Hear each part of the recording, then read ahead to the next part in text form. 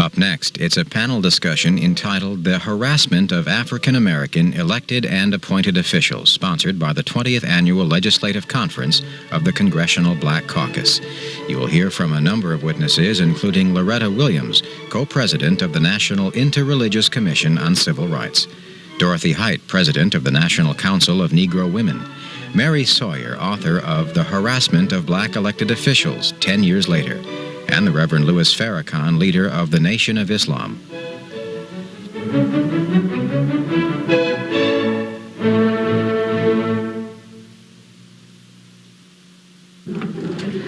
I'd like to welcome each of you to the section on harassment of African American elected and appointed officials. We're so glad you could be with us today, and I'd like to bring up now Dr. Mary Ann Ballinger from Atlanta, Georgia, who will open this the way that we open all such movements. Dr. Ballinger, Reverend. Is it on?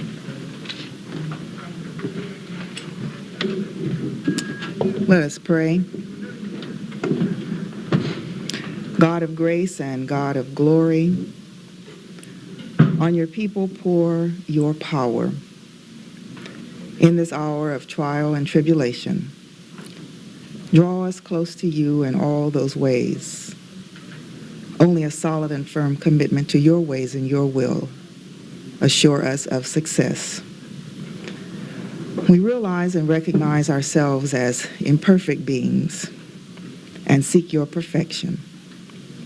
We seek your blessing on all that goes forth this day, your hand of mercy, our continuing growth in faith, and ask all things in the name of Jesus. Let us all say amen.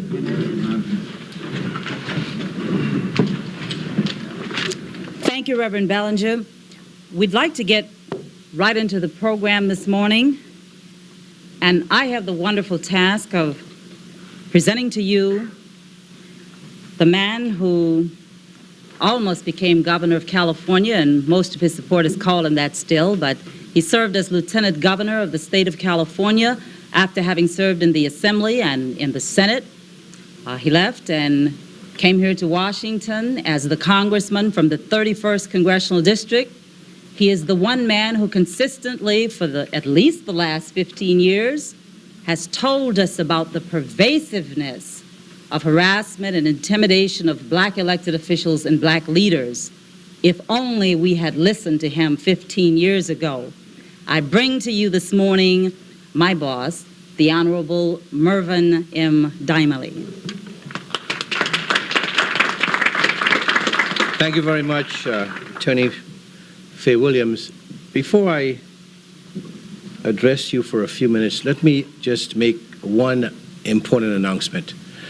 The Congressional Black Caucus believes that nothing is as important as the possibility of the enforcement of the Graham-Rudman Act, which will have a devastating effect on jobs of African Americans across the country. And therefore, they have called an emergency press conference promptly at 11:30 in front of the Capitol steps. We are asking you to bring to an end your deliberations here by 11 and take a cab to the Capitol steps for the press conference.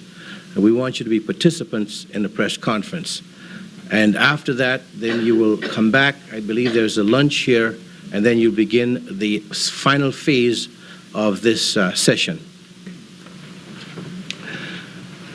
Ladies and gentlemen, I want to open these proceedings by telling you how very pleased I am that we are gathered here today. This hearing and your participation is historic. It is historic because it is the product of a consensus in the African community that has been building for the last 15 years. It is not just elected officials who sit here today, firm in the conviction that African American elected officials and appointed officials have been and are being duly harassed. Today, those elected officials who have long had their own personal experiences to help them distinguish their pattern of prejudicial treatment are not alone. They are joined by church officials and church members, by members of civil rights organizations, and by African American citizens from across the country who now also see a pattern. I say this consensus has taken 15 years to reach because it was 15 years ago that former Lieutenant Governor George Brown of Colorado and I met at a conference of human rights workers and had the opportunity to compare our experiences. As we talked, we realized that our experiences had been shockingly similar. Had he been California's Lieutenant Governor and I Colorado's Lieutenant Governor, what we were telling each other would have changed very little. During that exchange, we realized we had each been looking at small parts of a pattern neither of us recognized until we put together our two pieces and found that they matched very squarely. Our meeting and our comparing of notes happened by chance. There was a second element of chance at play at that conference. It was attended also by a very special person, a person for whom I have been involved with and have had the deepest admiration and respect. And that person is my dear friend, Dr. Mary Sawyer. After hearing our stories, she also felt that our experiences had been too similar to be just chance events. She brought the issue of possible systemic harassment of black elected officials to the attention of the National Association of Human Rights Workers. But she also did much more. Dr. Sawyer is one of that select group of individuals whose personal integrity demands that they find the truth regardless of any personal price that might exist. Dr. Sawyer was not content simply to have her fellow civil rights workers acknowledge that the matter was worthy of further investigation. In an unusual act of sacrifice and volunteerism, she gave up her job in Berkeley as special assistant to the mayor and moved to Sacramento to discover just how widespread the pattern of harassment might be. You must understand that Mary gave up a well-paying job and a solid career to take an unpaid position with no idea of what the outcome that selfless act might bring. She fed herself and sometimes kept a roof over her head by doing part-time consulting work for the California Commission on Economic Development, which I chaired at the time. But she pursued her main work by using the dollars she could muster from church groups and foundations to buy Greyhound bus tickets. In essence, she lived on those buses.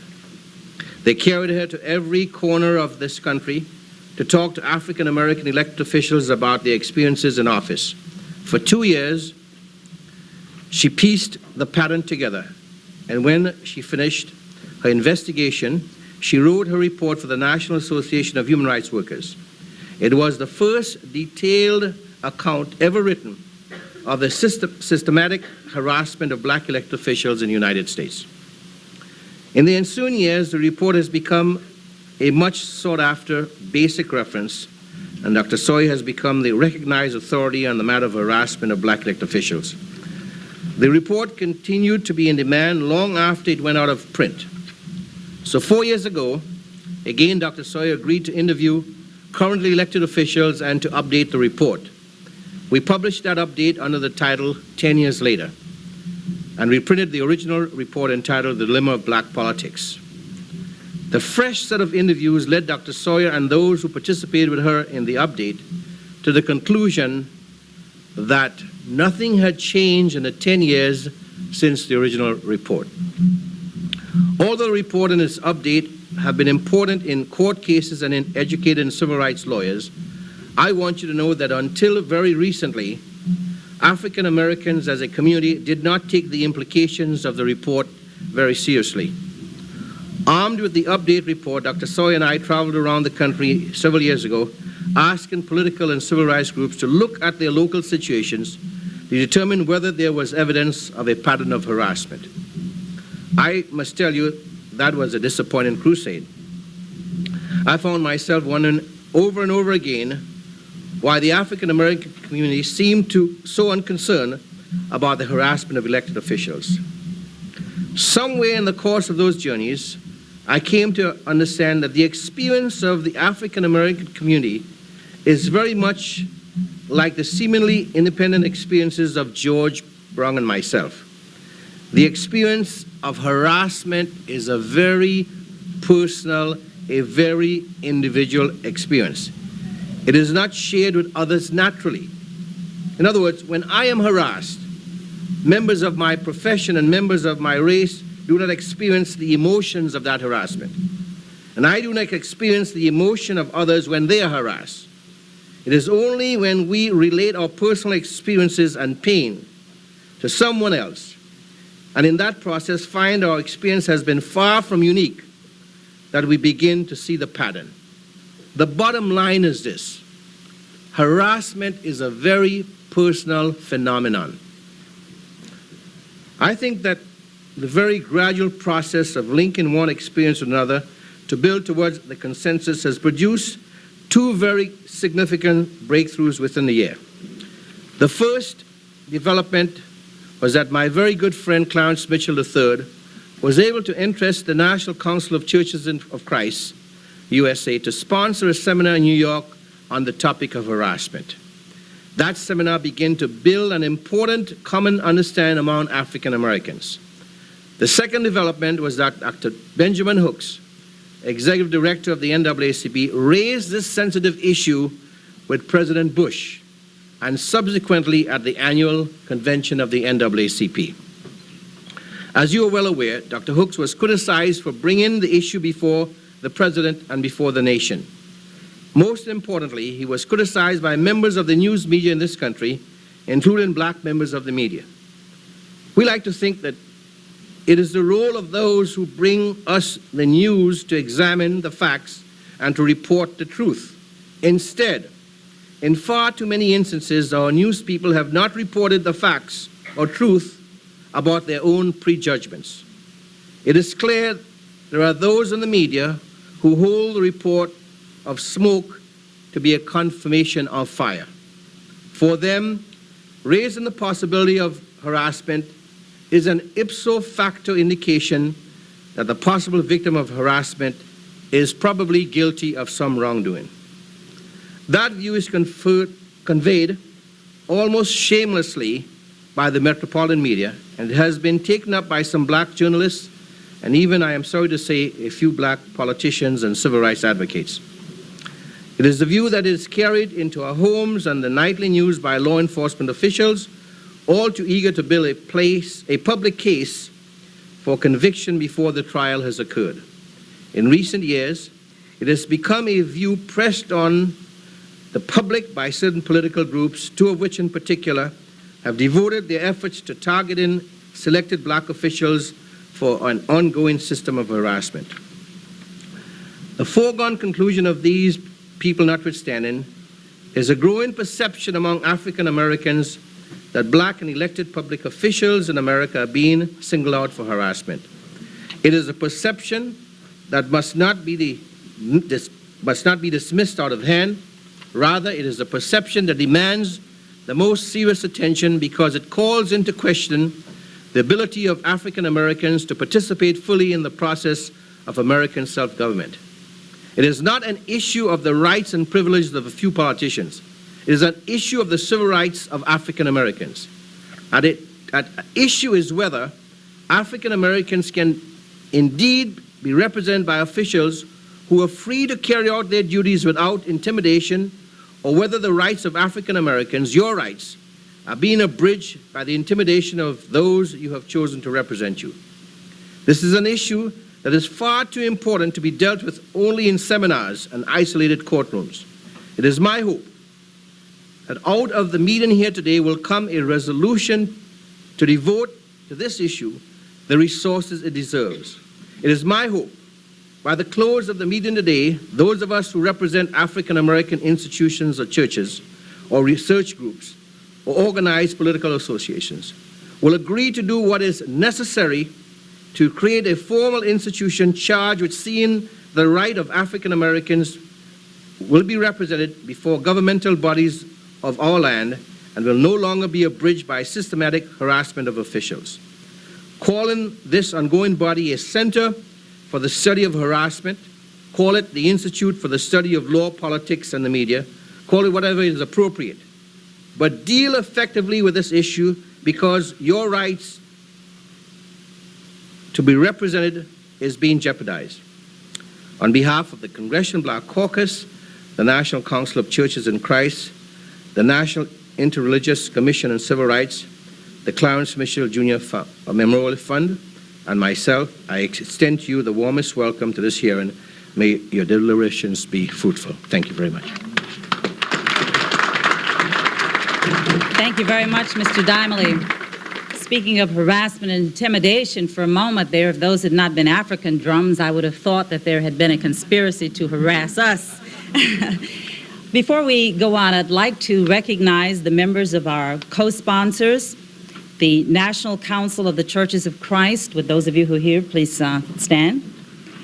The National Interreligious Commission on Civil Rights, the Clarence M. Mitchell Jr. Memorial Fund, and the Racial Justice Working Group of the National Council. Thank you so very much. Let's give them a big hand. They've been working very diligently on this issue. I'd like now to bring up the people from our co-sponsors or the representatives who will be speaking to you for a few moments and bringing greetings to tell you why we are here. We'd like, first of all, to bring up Dr. Kenyon Burke, the Associate General Secretary, the National Council of the Churches of Christ in the USA. Following him will be Dr. Loretta Williams, Co-President, the National Interreligious Commission on Civil Rights, and if the senator is here, he would come next.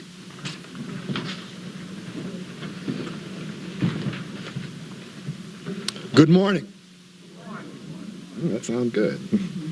My assignment here this morning is to respond to the question, why are we here? Our presence here is based upon our simple understanding of God's requirement to do justice. The words of the prophet Micah speak to us clearly on this issue. Micah says, and hear the words of the Lord, God has told us what is good. What does the Lord require of you but to do justice, to love kindness, and to walk humbly with your God? Men and women throughout the ages have sought clarity on the requirement of God to do justice.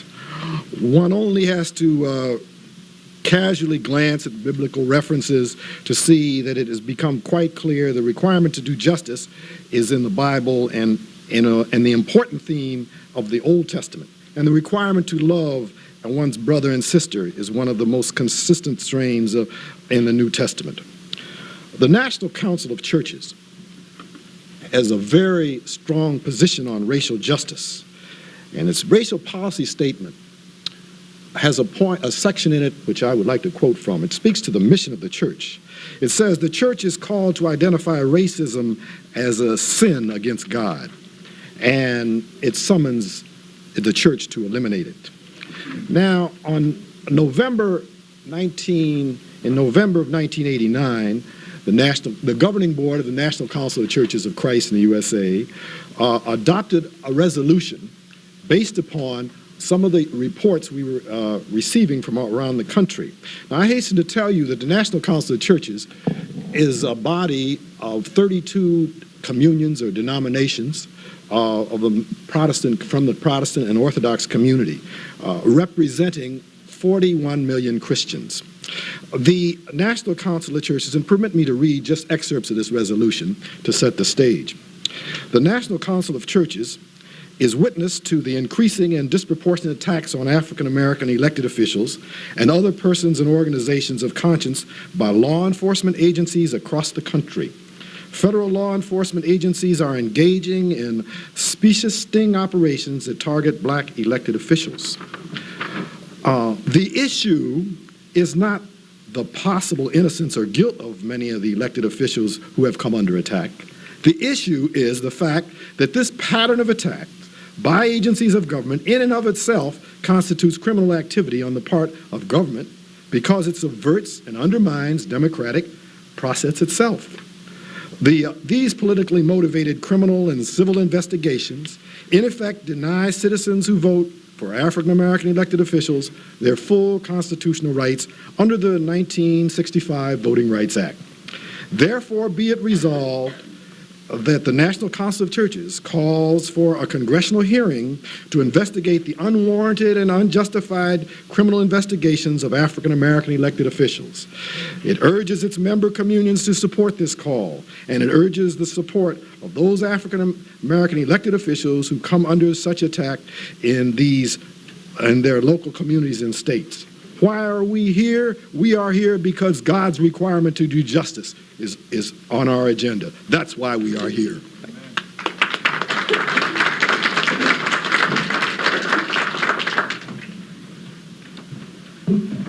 I bring greetings of welcome to all who are gathered here.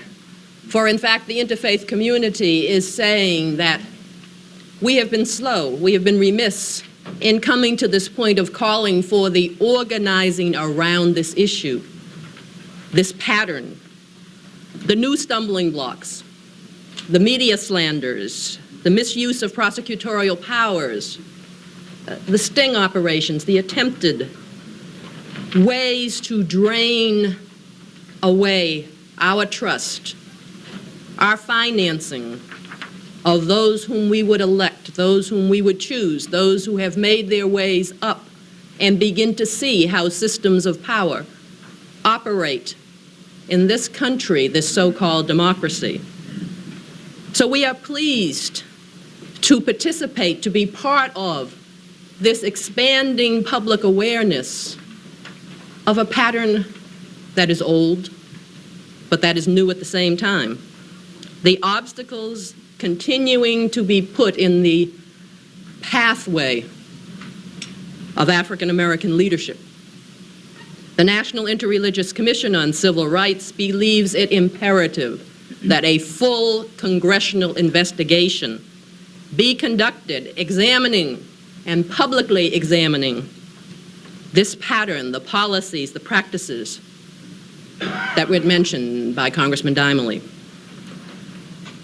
So as the 1990s begin, as we think again about civil rights and where we were and how indeed we prayed, we marched with our feet, 2 and 3 decades ago, we must ask ourselves, where are we now and why are we not at this point saying very clearly that we are opposed to the criminal activity of our government? That is our duty and our task this morning, to look and see, is the criminal activity on the part of the federal institutions, the federal agencies, what is going on here which is subverting and undermining the so-called democracy that we hold very, very high as an American nation? We must organize, we must mobilize, we must support the center, its development, the research, continue what Dr. Sawyer has been doing, but we ourselves have to put our bodies, our feet, our minds, our institutions, and get the resolutions from our institutions, our churches, our sororities, every organization, and get a wave going across the country.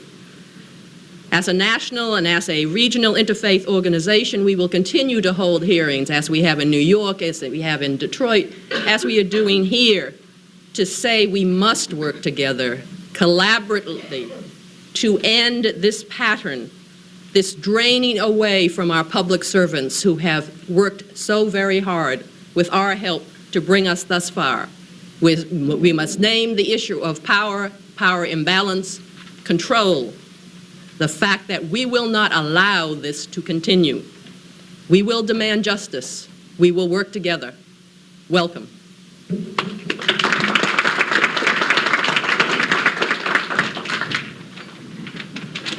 I believe I saw Senator Clarence Mitchell come in. He is here. You know him as the son of our esteemed and beloved leader, Clarence Mitchell Jr. And now I bring you Clarence Mitchell III.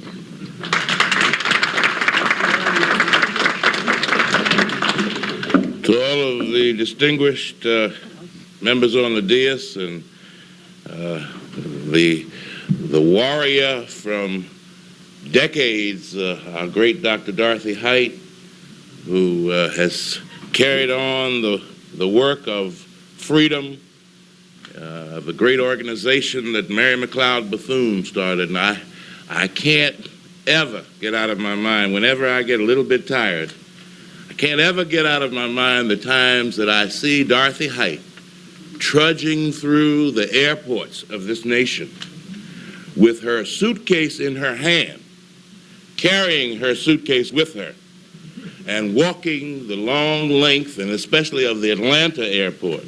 And when I came up behind and offered to grab her suitcase from her, she said, "Oh no, I can carry my suitcase." And the freedom that her very being represents must cause us never to be tired. I want to thank the National Council of Churches and all of you who represent organizations and who just represent yourselves for being willing to join together to prevent a repeat of post-Reconstruction in this country. It has already started. It started with Adam Clayton Powell. It started with Charles Diggs. It started with the former Lieutenant Governor George Brown and former Lieutenant Governor Merv Dimley, who was here before, who were on their way to becoming governors of their states and were suddenly cut down by smears, by a conspiracy. And who were the conspirators in that case and who continue to be the conspirators? The United States Department of Justice and some segments of our media. The conspiracy is a criminal conspiracy. It's criminal because prosecutors who are sworn to uphold the law take stolen information from federal grand jury deliberations and take those stolen goods to media representatives who receive stolen goods and go on to print those stolen goods. Joe Delpit down in Louisiana, on the way up, becoming Speaker pro tem, suddenly indicted. Specious charges. Theo Mitchell, now the candidate, the Democratic nominee for governor in South Carolina, was indicted for food stamp fraud some time ago, and of course they're using, mentioning it now in ways that will hopefully effectively destroy his campaign to become the second black elected governor in this country. A little Pat Davis down in Birmingham, Alabama, who gets elected, becomes the first black woman chair of a major committee, and suddenly finds herself facing 6 years on specious charges and no parole. While in Oliver North in this country steals millions,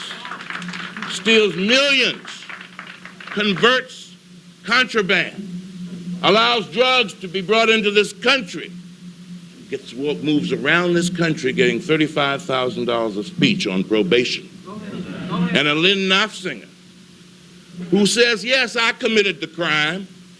I did it, but I didn't know I was committing a crime. Who's found guilty by a jury of his peers and a 3-judge federal appeals panel made up of 2 Reagan appointees while he was in the White House, says, you're right. You didn't know you were committing a crime, and so we reverse your convictions. And he screams victory. The system has worked. We're here because the system has been working for our enemies and against us. And we must challenge in the way that we have as a people over the history of our nation what's going on.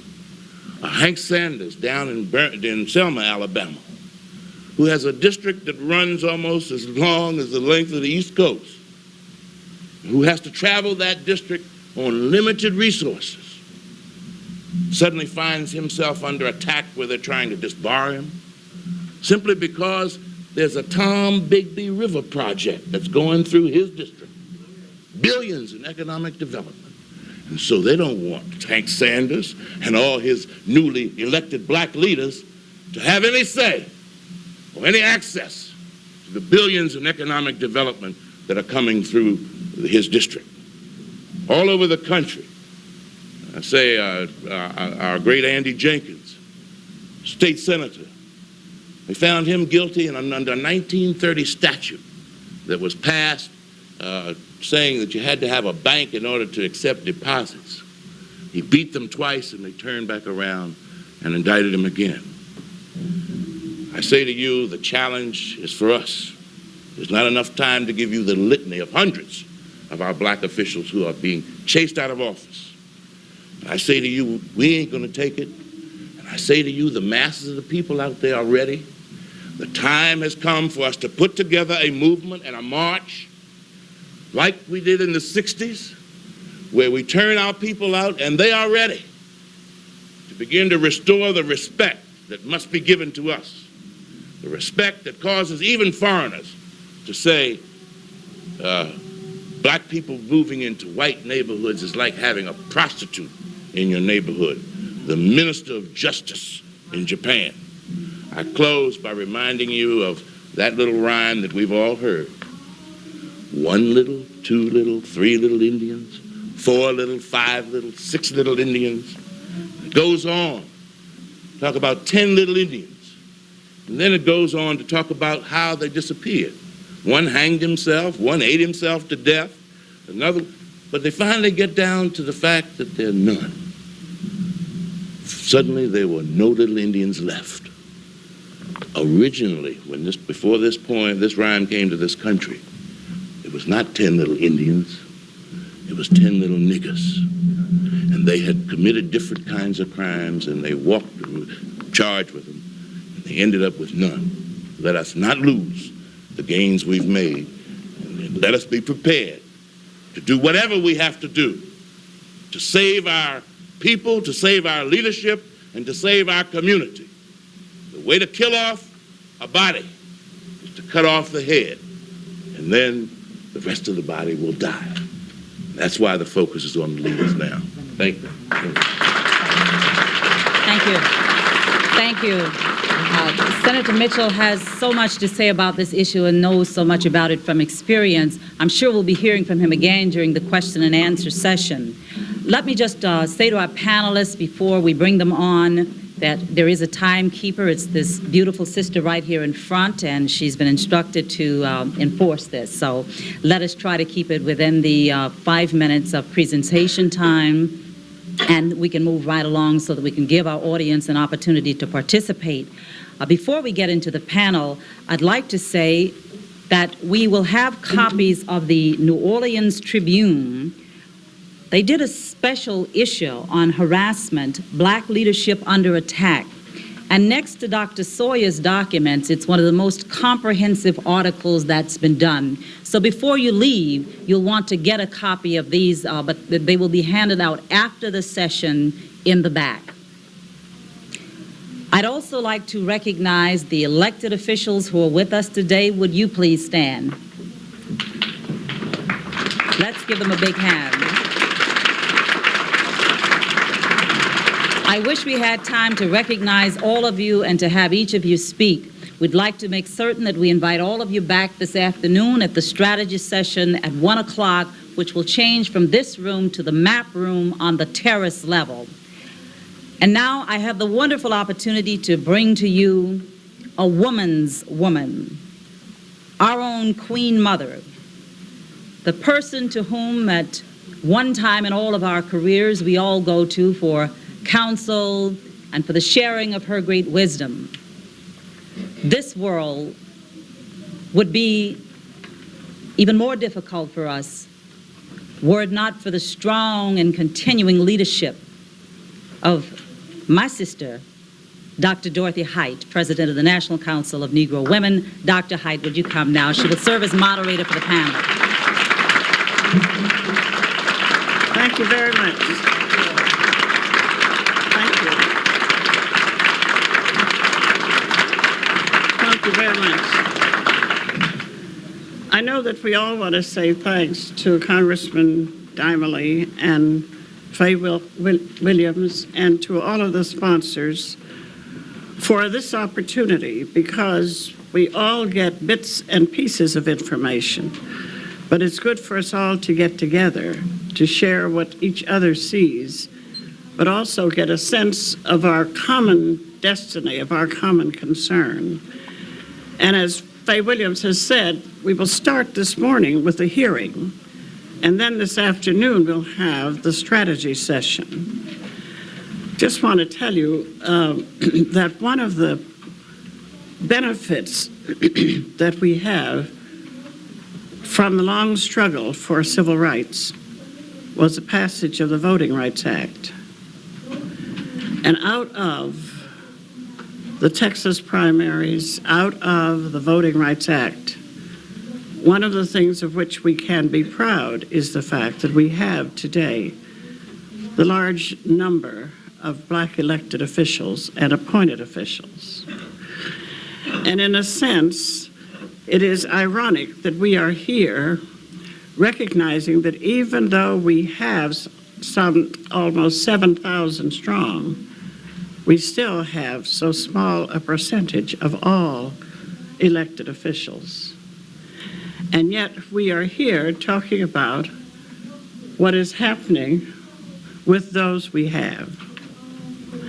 And I think that this is something in which I was glad to hear the congressman say he would hope that all of our organizations would take the information seriously. And we would use the strategy session this afternoon to see how we move.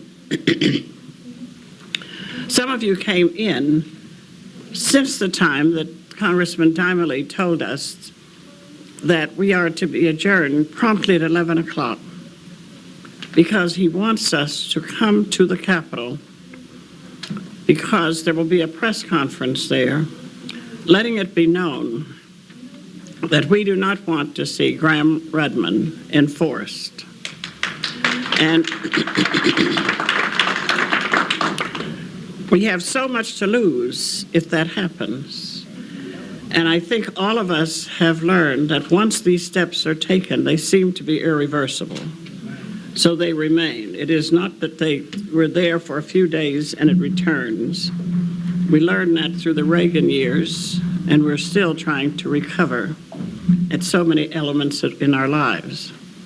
So that a part of what I'm going to use is to help us use the time as effectively as we can. I'd like all of our panelists to come forward. I think Bishop Stallings has come in.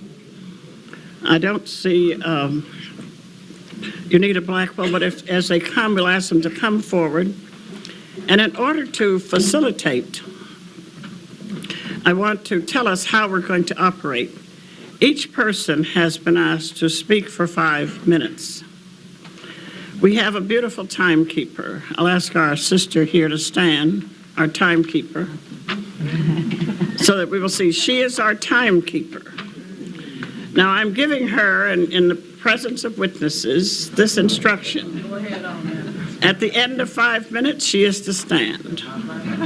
And that's a warning to the speaker. Then she is to be seated. At the end of 6 minutes, she is to stand if they have not been seated. And she will remain standing until they sit down. And if it seems to be too tough, you have to applaud and help her. So we're all in this together. And I think that what we really want to say, and I want to use a hearing format, I'm going to call for 2 or 3 people with the hope that each will follow the other quickly. And as you do in a hearing, you always identify yourself again in case someone doesn't remember it. I want to give one general introduction to everyone to say, all of the people we will hear from today are people right there on the firing lines. They are people duly elected or duly appointed. They are highly qualified, and they are African Americans of whom all of us can be proud. And we want to start and ask one who pioneered in Alabama if he will start us off, the great mayor of Birmingham, Alabama, the Honorable Richard Arrington. And following him will be one of those Wilmington, you remember there was a Wilmington group once? I think we often forget our history. but he is now serving as Executive Director of the United Church of Christ Commission on Racial Justice, the Reverend Benjamin Chavis. Thank you very much, Madam Chairman. Before my time starts, let me just point out that I have copies of a report here, certainly, which those who have a real interest in what has happened and would like to get an overview of what has happened in Alabama on this issue, I would suggest you pick up one of those copies before you leave. There is appended to that report a pretty good and comprehensive report of the prosecutions of officials in Alabama and the 25% conviction rate in Alabama. So I would invite you to get a copy of that if you're quite interested. It is going to, I'm going to try to give a summary here. I have prepared my report in a summary manner. I'm Richard Arrington, Jr., Mayor of the City of Birmingham, Alabama. I have been Mayor of Birmingham since November 1979. Prior to becoming mayor, I was a member of the 9-member Birmingham City Council from 1971 to 79. All total, I have served about 19 years as an elected official in the city of Birmingham. I was the second African American elected to the Birmingham City Council, the first to serve as the city's mayor.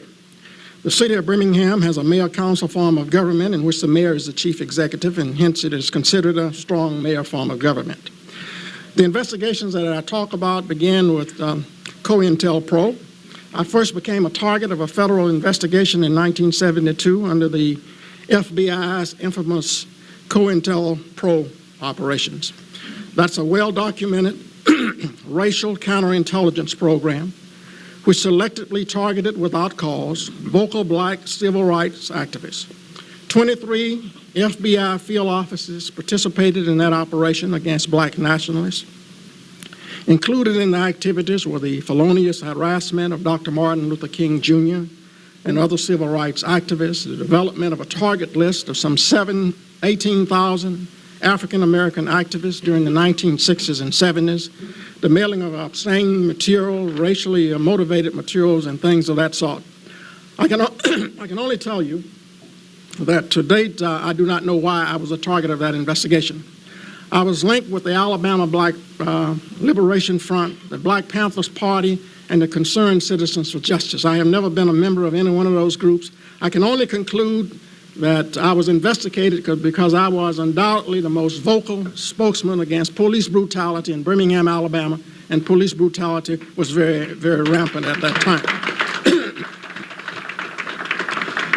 From our investigations into this matter, I am totally convinced that black elected officials who constitute less than 2% of the nation's elected officials are being disproportionately targeted for investigation by organizations in federal government carrying out public corruption probes. I believe that the statement of David Runkle, who is a spokesman for the U.S. Attorney Richard Thornburg, reflects the bias that there is in these public corruption investigations of blacks. Runkle said this, and I quote, when he was asked about these investigations against black elected officials, he said, and I quote, the only targets of these investigations are those doing wrong, end of quote. Now, when in the Justice Department, we abandon the presumption of innocence until proven guilty, and instead move from a presumption of guilt and go out and look for the evidence to prove the position you've already taken, we're in serious trouble. And that was the position taken by Mr. Runkle, who is Mr. Thornburg's spokesman. In Alabama, we have responded to the harassment, and I suppose the best thing for me to do is just to give you a quick idea of what we've done. We have done a number of reports. We have filed a number of complaints with federal agencies. We've asked for investigations by the Senate Judiciary Committee. There are 3 or 4 comprehensive reports on what goes on in Alabama that we have distributed. And we continue to fight. We have hired legal assistance just to deal with the issue of investigations of black elected officials. Let me give you a summary of the investigations on the Birmingham mayor, on me. In 1985, a preliminary investigation was started. And this is after I became mayor and I was no longer a city council member. The FBI conducted a preliminary investigation to determine if the Hobbs Act had been committed, violations had been committed. It covered just about every aspect of my business, financial, and political dealings. Included was an investigation of a marketing corporation, partly owned by me, investigation of a funeral home that my wife and I had a partial ownership in, the purchase of a city-owned building by a business partner of mine, the appointment of an architect for a city project. All of these were included in the investigation. The U.S. Attorney's Office in Birmingham concluded that the preliminary inquiry gave no reason to believe that a federal crime was committed and noted that sufficient probable cause did not exist to proceed with the investigation. No further inquiry into this matter was being made according to FBI records on the investigation. During the investigation period, a bugging device was found on several of the phones in my office, but the FBI said that matter was closed. In 86, 88, the FBI started other investigations. Following the publicity of the 85 FBI investigations, the FBI initiated investigations on complaints of unidentified sources that alleged that there was corruption in City Hall. This was an undercover FBI operation that was code-named Bowtie. That was my code name in the FBI files. 2 Atlanta FBI agents worked with the Birmingham agents. They tried sting operations on city land purchase. They used from 86 through 88, November 88, they used electronic devices, video monitoring, concealed body microphones, audio tapes, 35mm photographs, visual surveillance of the mayor by the agents. They followed me from place to place. They took down the tag numbers of all cars that were at places I attended. And I could go on, time doesn't lie. But following these extensive investigations of 2 years, which involved at least 4 other FBI out-of-state offices, the FBI, the U.S. Attorney's Office, reported a lack of evidence from this undercover operation to substantiate allegations of wrongdoings by the mayor. They said on October 4th, 1988, that the file on that investigation is closed. Well, let me say this, and I'll just have to take my seat to stay within the time frame. At some point during 1988, federal agents in Alabama met and developed a hit list.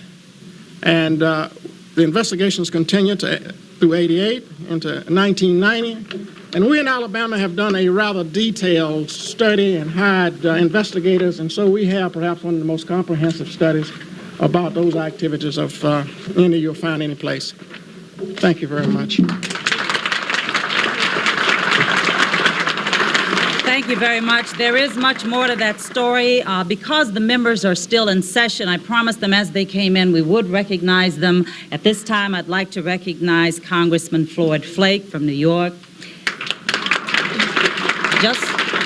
Just a few moments ago, we had with us Congressman Kwesi Mfume from Maryland, and of course, Congressman Dimely, for those of you who've just arrived. All right, we're ready to go, Ben. While Ben is coming up, let me just ask if the representative from Attorney General Thornburg's office is here. We had a very popular session. We had requests to attend from everybody, and I just want to know if they made it. Thank you. I assume he'll identify himself if he comes in.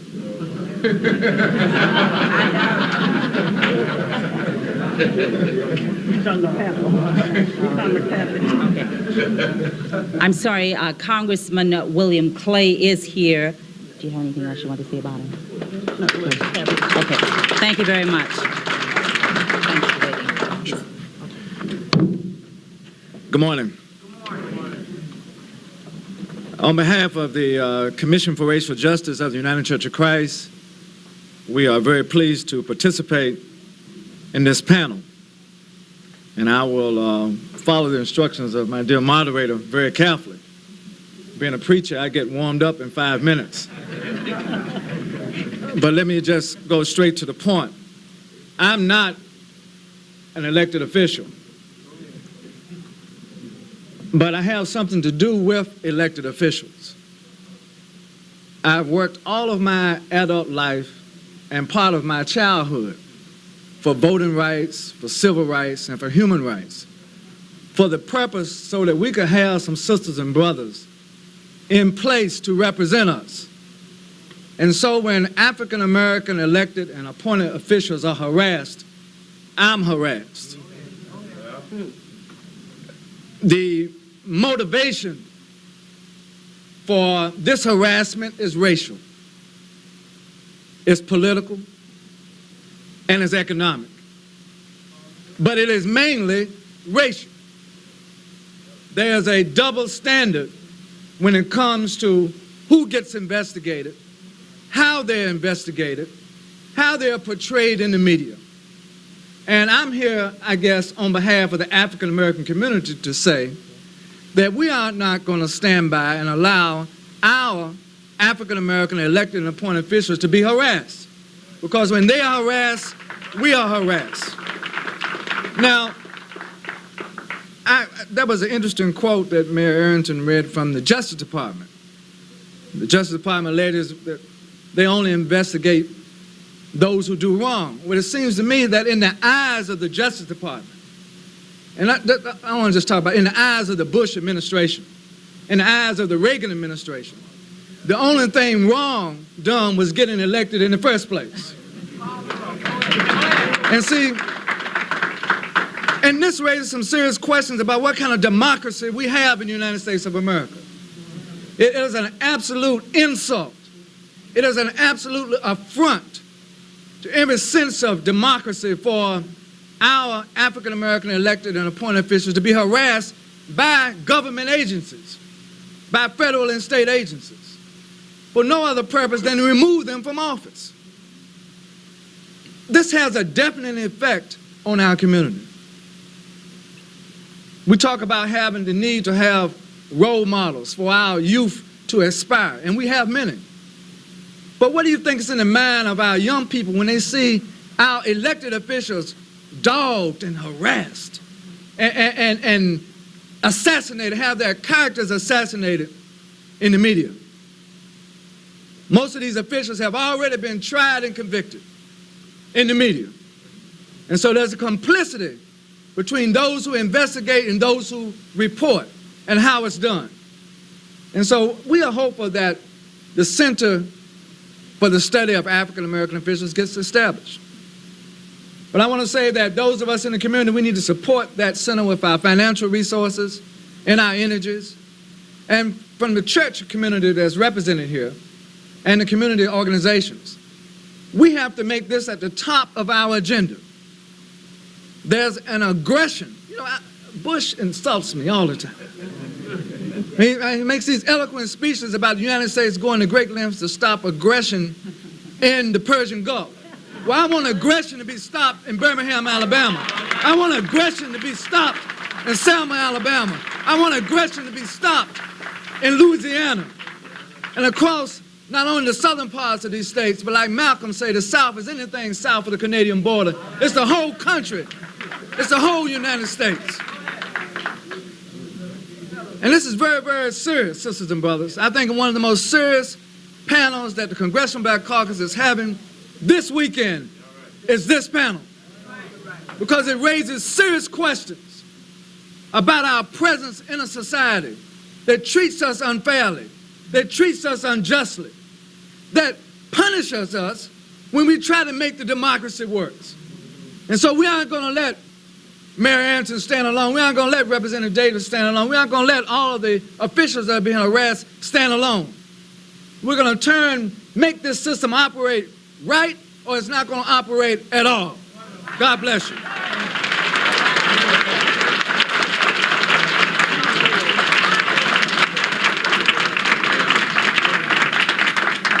We've heard from a mayor. Now we will hear from a member of the Congress of the United States, a member of the Congressional Black Caucus, the Honorable William Clay, Democrat from Missouri.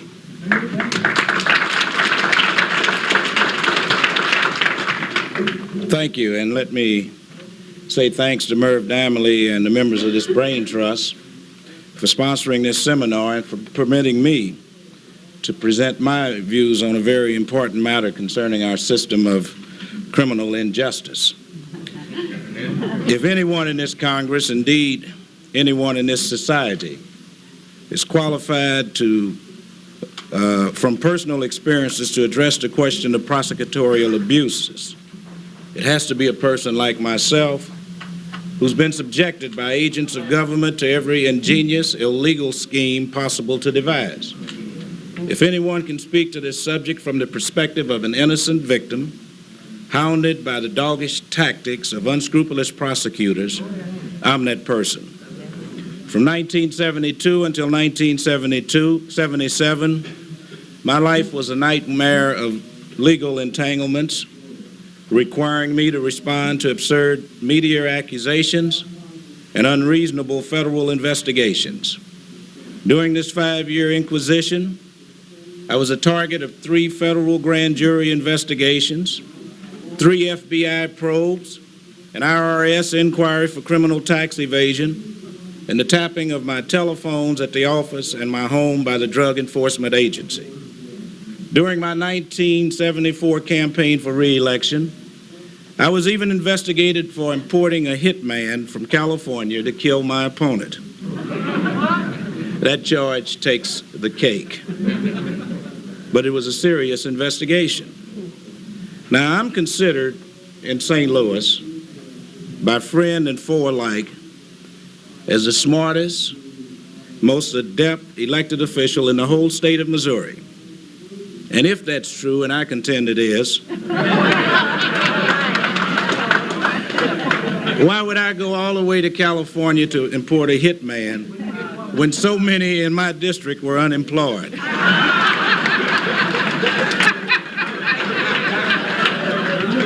And at the press conference, after 2 weeks or so of this being front page news in every newspaper in the country, you see, I was being challenged at that time by a member of the St. Louis Board of Police Commissioners.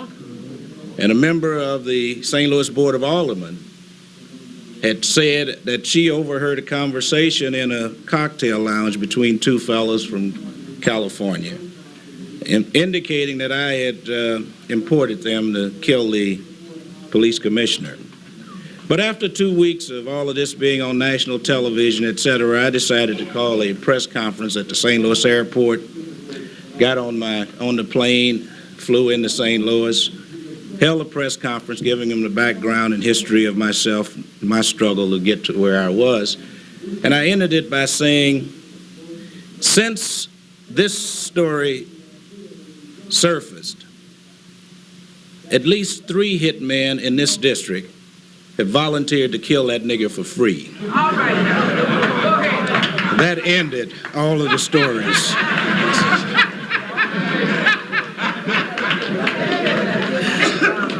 Now, although we can sometimes find levity in many situations, what happened to me and what's happening to other black elected officials today is really no laughing matter. The harassment, humiliation, the intimidation I suffered in the campaign of official lawlessness included all of the tactics employed in the police state.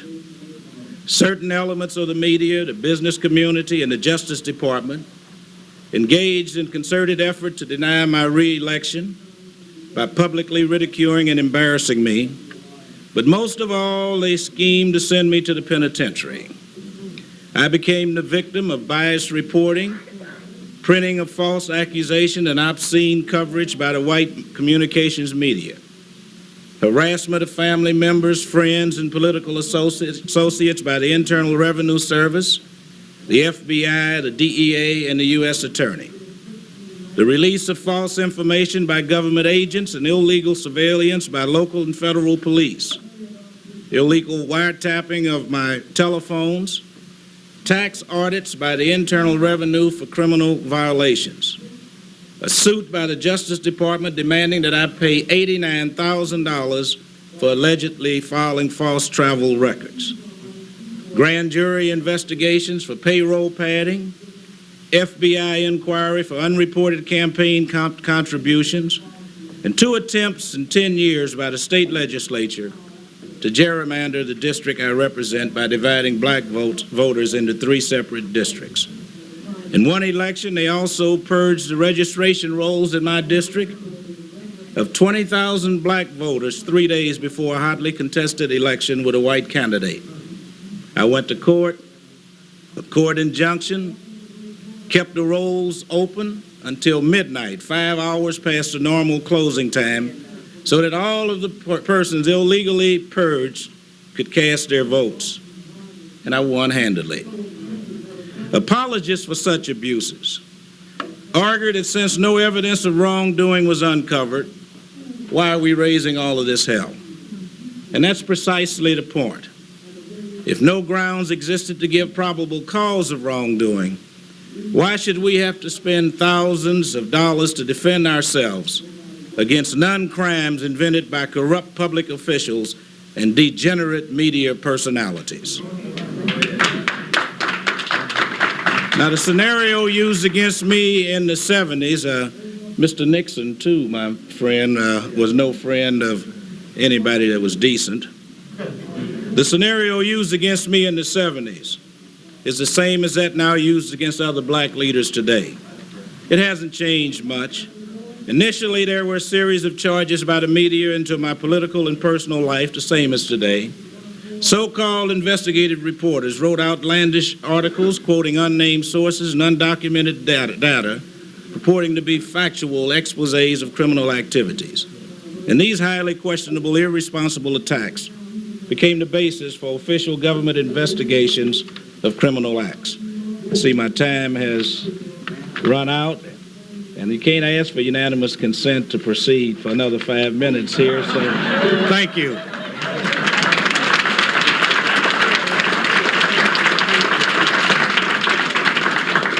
Congressman Dimely told us earlier about the work of an African-American sister who really went out to get the information, who gave up a job in order to document what was happening.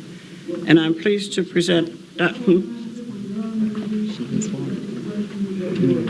Dr. Mary Sawyer, the author of The Dilemma of Black Politics and the Harassment of Black Elected Officials 10 years later.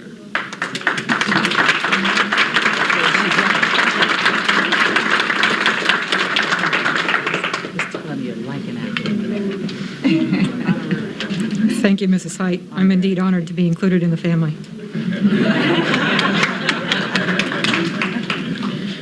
I want to say also that Congressman Dimely was most kind in his opening remarks regarding my role in addressing this issue. I can assure you that no one has been more faithful in addressing this matter than has he. I was pleased, too, that he acknowledged the role of George Brown, a former Lieutenant Governor of Colorado, in addressing this issue. It was actually Governor Brown who first brought the matter to my attention and to the attention of the National Association of Human Rights Workers 15 years ago. We are all indebted to Governor Brown, and I would like us to acknowledge his presence here with us today.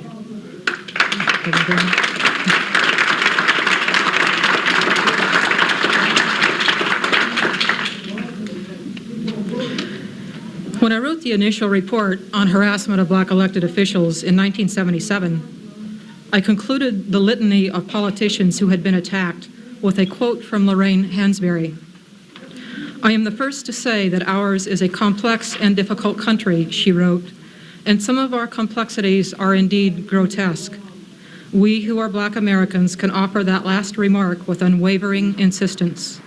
It is, on the other hand, also a great nation with certain beautiful and indestructible traditions and potentials which can be seized by all of us who possess imagination and love of humanity. There is a great deal to be fought in America, but at the same time, there is so much which begs to be but reaffirmed and cherished with sweet defiance." What is to be reaffirmed and cherished, I was trying to suggest, is the collectivity of progressive-minded, committed public servants who endure even in the face of torturous scrutiny and unconscionable malignment.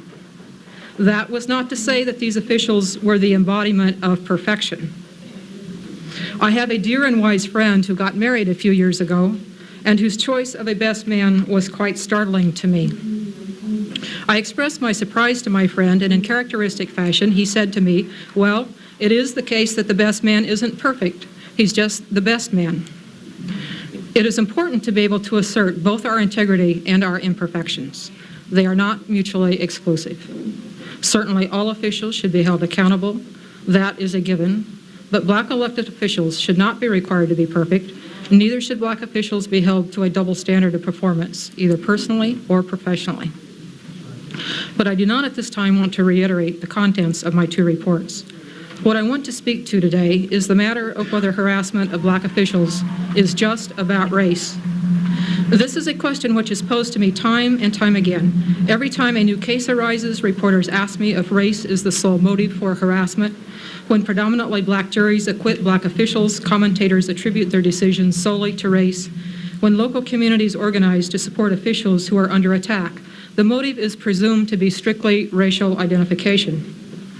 My response to the question is that obviously race is involved, but no, harassment is not just about the racial classification of the official.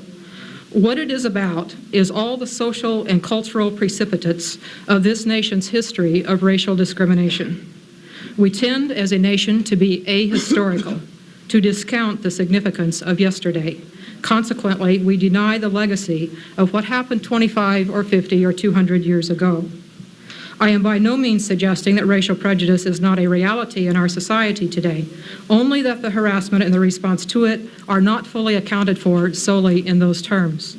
The issue is far more complex than that, and I would suggest that until white America becomes willing and able to examine those complexities, the harassment will continue.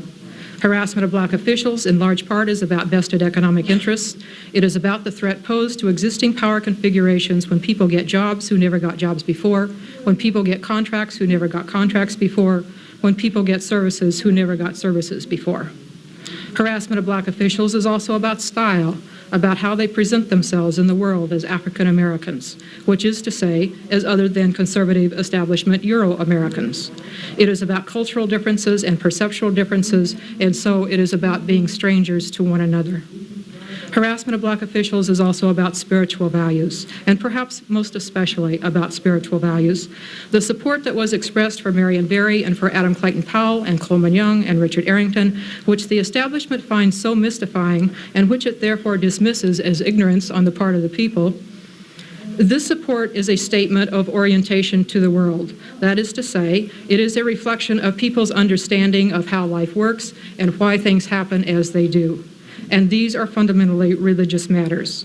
Religion is concerned with life and death, with good and evil, with righteous power and demonic power, with suffering and retribution and forgiveness, with corporate morality as well as individual morality.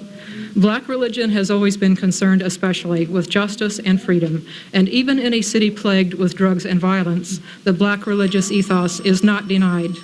Around the country now, I find growing movements of resistance, increasing mobilizations of support, and evolving consciousness of the significance of harassment and of the need to take personal responsibility for fighting back. I am encouraged by these signs, and I am moved to say anew, there is indeed a great deal to be fought in America, but at the same time, there is so much which begs to be but reaffirmed and cherished with sweet defiance.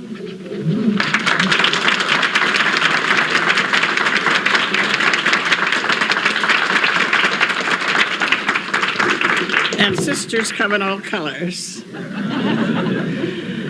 Recognizing the real role of the church and religion, it's a pleasure to present the Most Reverend George Stallings, Jr., Bishop and founder of the African American Catholic Congregations.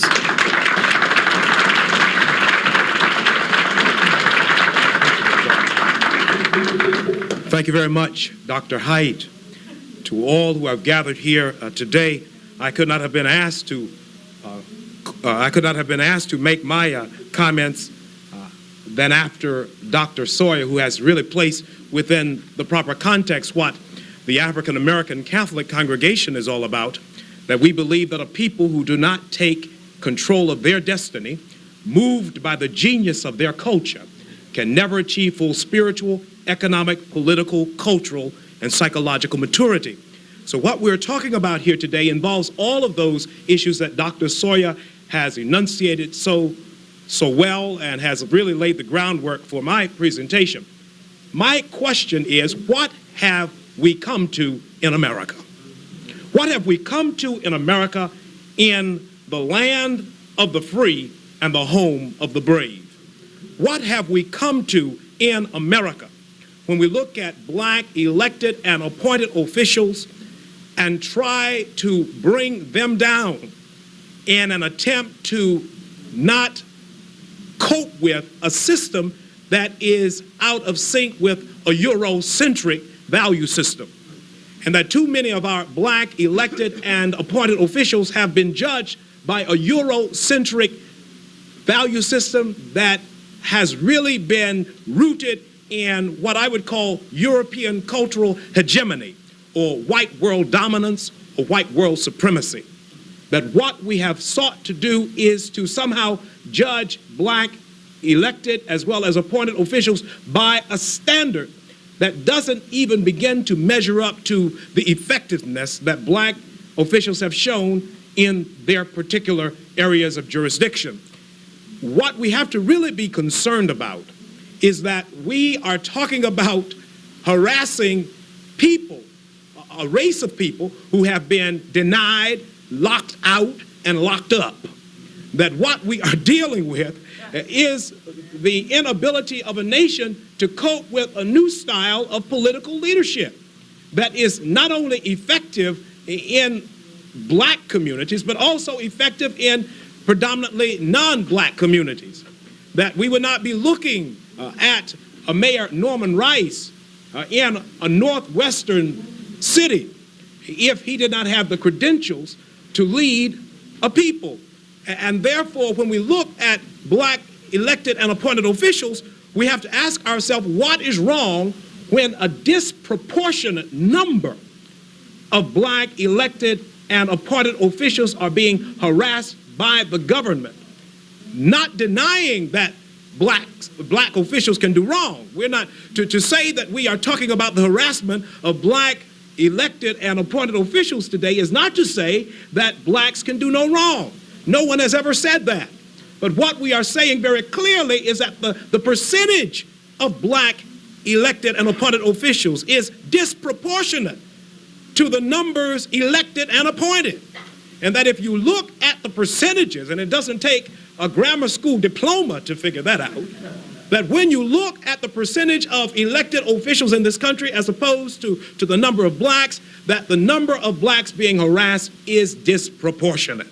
And that when they are harassed, the government often is overreaching and overzealous. As you look in the case of Marion Barry, with which I was very much associated, it is obvious that the government overreached, that it was overzealous. It is obvious that the government investigated Marion for a number of years, just as they've done William Clay and Adam Clayton Powell, Clarence Mitchell III, Floyd Flake, just as they've done Richard Arrington. It's obvious that they have spent millions of dollars in an attempt over a decade or more to entrap these officials. And yet at the same time, they never come up with anything of substance, and yet they do not desist. They do not cease and desist in their attempt. They keep trying until they can bring one down. And what we need to ask ourselves as a people is, are we going to allow the diversionary tactics of the government to distract our elected and appointed officials from doing their job? They cannot effectively do their job if they are constantly being harassed, if they're constantly being investigated. And when they cannot come up with the evidence, why don't they leave them alone? That's the point. And so therefore, we have to stand up. We as a people, we as the public must stand up and challenge the government in presenting its evidence or leaving our officials alone. If not you, who? And if not now, when? All right.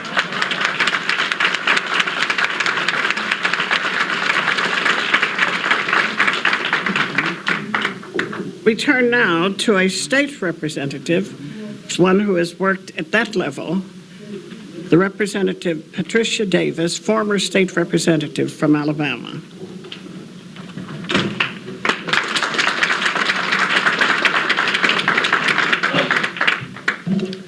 Good morning.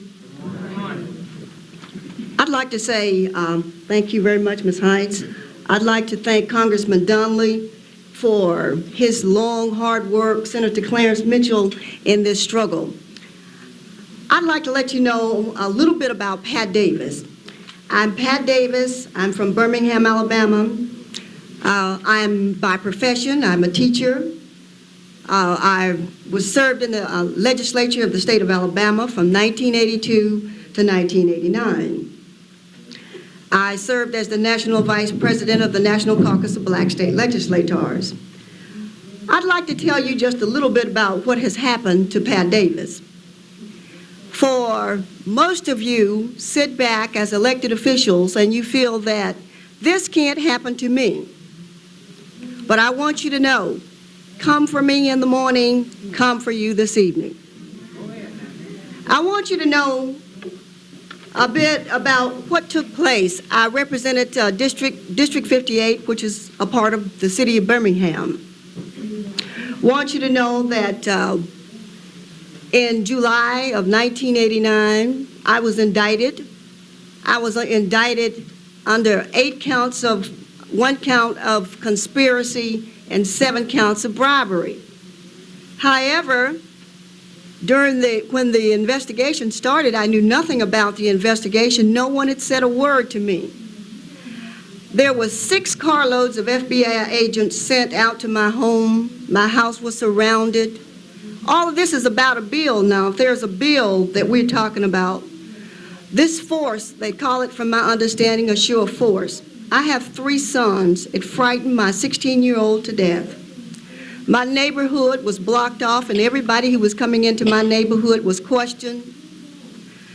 I had to leave my home for 2 days to get away from the harassment. As a teacher, I taught at a local community college. Every day I went to school, I was followed to school every day. It got to the point where I was telling them that, well, if we're going to go to school every day, I could ride with you and save some gas. Yeah. My friends, after that point, my friends were followed. Everywhere we went, we were followed. Then the worst thing of all happened. I was accused of drugs. And certainly, you know, when this kind of information is distributed in the community, people look at you kind of one-sided or one way. So when we heard about the drug allegation, the first thing we did was to go down and have a drug test. And I went to the doctor and I told him that I wanted to be tested for every drug known to mankind. I was told that there was a test that you could get for your hair and one through the urine sample. I told him I wanted all of them. I did take the test, have a copy of the test, and I tested negative for everything except aspirins. If I had known I was going to test positive for the aspirins, I wouldn't have taken them that day. I've never had a drinking problem. I've never had a drug problem. When I went to the attorney to find out where the allegations came from, we were told, the prosecutor told my attorney that he heard me sniffing on the telephone and heard me tell my son to bring me some Coke. I'm talking about Coca-Cola. This is where the allegations came from. But however, all of this information was carried into a grand jury. And the people that were questioned before this grand jury, each time they were asked, have you seen Pat Davis do drugs? This is what they asked my secretary. Or did you do drugs with Pat Davis? Certainly they all denied it because it was no truth to it. But that still left the implication there with the grand jury that I must have been on some type of drugs. There was a official fundraiser that I had at a local hotel there in Birmingham. And in having this fundraiser there, one of the local mining officials asked me if he could bring his brother-in-law with him. And I says, well, sure, you have no problem. Bring your brother-in-law, because I'm looking at this as another $250 that's going to help me on my campaign re-election. This local person that he was going to bring, this brother-in-law, was the FBI agent. And this FBI agent was at the fundraiser, monitoring everything that was said and everything that was done. So this is the way these people work. You know, The telephone in my office was bugged at my school. The telephone in my office in the Capitol was bugged. The telephone at my home was bugged. I want you to know that I don't know exactly what happened, and one of the officials asked me, said, well,